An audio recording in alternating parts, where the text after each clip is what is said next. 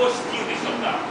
Padecerei sem dúvida para libertar-me deste amor, mas o tempo, seu pai, e eu esquecerei. Tirou as palavras da minha boca. Não por nada. Eu vou te explicar, Cleo. O que me fez evitar hoje pela manhã. Não, eu não quero escutar mais nada. Eu quero lhe falar porque a gente virou cara. Não quero nem saber. Saiba que hoje pela manhã... Não, já disse. Deixa eu falar. Não, Judas. Segunda. Eu acordo.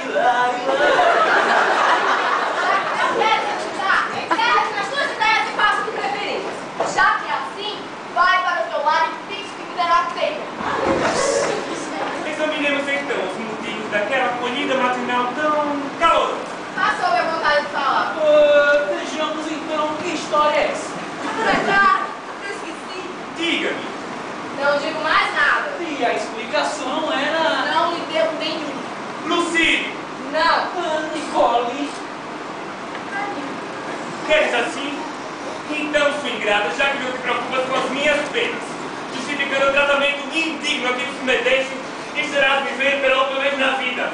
Partirei para morrer de dor, longe de ti! Longe de ti! Gostaria que acabasse, minha Judas. Se tivesse me dado ouvido, já saberias por agora que eu não olhei para ti porque estava acompanhado de uma velha tia que acredita que a simples aproximação de um homem desonra uma mulher. Nos faz longos sermões sobre o tema e nos ensinou a fugir dos homens como o diabo foge da cruz. Daí, acabou o mistério. Não estás mentindo, Lucílio? É mais que verdade. Você não tá me enrolando, Nicole.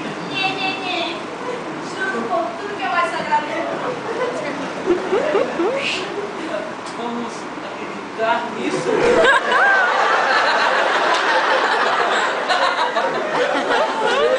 Ah, Lucílio, apenas uma palavra da tua boca e meu coração se acalma.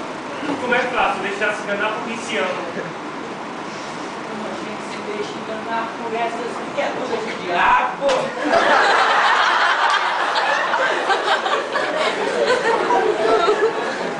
Adeus, minha sombra encantada.